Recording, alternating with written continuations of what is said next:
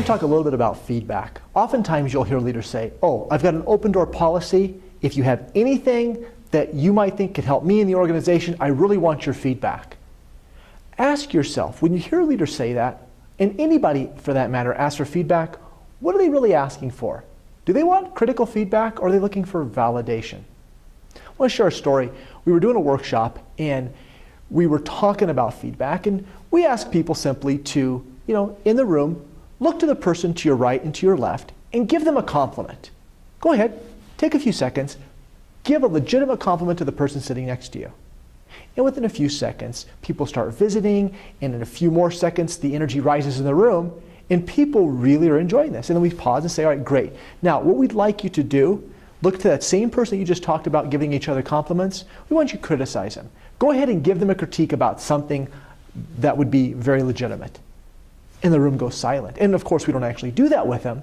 But the point is this. It's very, very easy to give feedback when it's positive and you're doing nothing more than just validating the person's own position.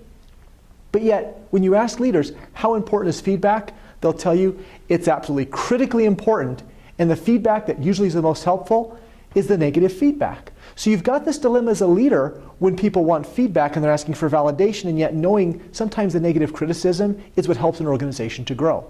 A great example of this is we're doing this workshop, and this guy raises his hand. He says, I have a story to tell you. He said, so I recently took on a new job. I had been working there for probably about 6 or 8 weeks, and it was a small organization. We're in one city, and about 50 miles away is another city where the headquarters is. And the CEO had driven down and talked to our organization. There were probably 30 of us there. And one of the things he talked about was how important it was in the organization to have those channels of feedback, and that he, as the chief executive officer, had an open door policy, and by goodness, he would just compel anybody that had something to offer that would make the organizational reality better to certainly let him know, because he wanted to be the one to champion any kind of improvements. Well, the guy sitting in the back of the room and thinking, wow, I've been here 6 weeks, and I've had a long career previous to this, and I see a lot of things in this organization that really could be improved. So he really felt inspired by this leader and the sincerity. He thought, I'm going to do this.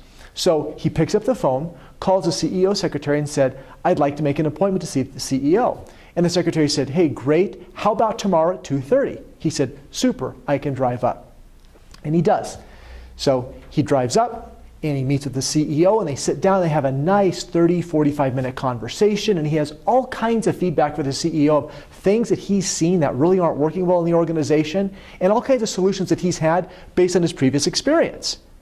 And he's driving back to his office, on the 50-mile trip back from the headquarters city, and he's really feeling good about himself. And as he pulls into his parking spot, he actually sees his supervisor walk out the front door.